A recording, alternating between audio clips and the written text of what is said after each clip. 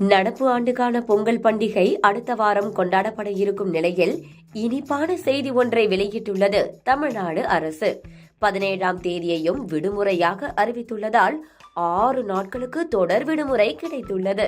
இதையும் தாண்டி ஒரு டாக்டிஸை செய்தால் அதுவே 9 நாள் விடுமுறையாகவும் மாற வாய்ப்புள்ளது. ஒவ்வொரு ஆண்டும் பொங்கல் பண்டிகை என்றாலே தொடர் விடுமுறை காரணமாக வெளியூரில் வேலை செய்வோர், படிப்பவர்கள் என அனைவரும் சொந்த ஊருக்கு படையெடுத்து விடுவர். இதனால் பேருந்து, ரயில்கள் அனைத்தும் நிரம்பி வழியும். அடித்து பிடித்து சொந்த ஊருக்கு போனாலும் ஓரிரு நாட்களில் விடுமுறை முடிந்து திரும்ப வேண்டிய நிலை ஏற்படும்.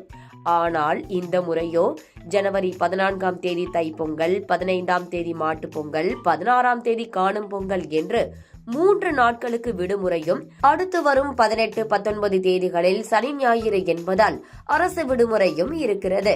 எனினும் இடையில் இருக்கும் 17ஆம் தேதி வேலை நாளாக இருந்ததால் அதையும் அரசு விடுமுறையாக அறிவிக்க வேண்டும் என கோரிக்கை எழுந்தது.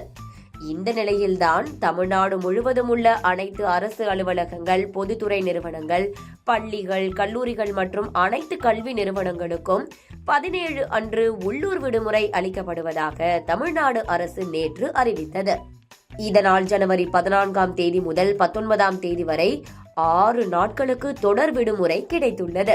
அதே நேரத்தில் ஜனவரி 13ஆம் தேதி போகி பண்டிகை என்று தனிப்பட்ட விடுமுறை விண்ணப்பித்து எடுத்துக்கொண்டால் 11ஆம் தேதி சனிக்கிழமையில் இருந்து 19ஆம் தேதி ஞாயிற்றுக்கிழமை வரை 9 நாட்களுக்கு விடுமுறை கிடைக்கும்.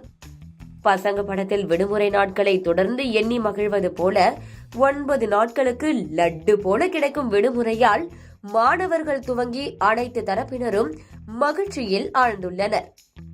குறிப்பாக ஆபீஸ் வேலை செய்யும் பலரும் 13ஆம் தேதி சிக் லீவ் போடுவோமா இல்ல கேஷுவல் லீவ் போடுவோமா என்று முணுமுணுக்க துவங்கி உள்ளனர்.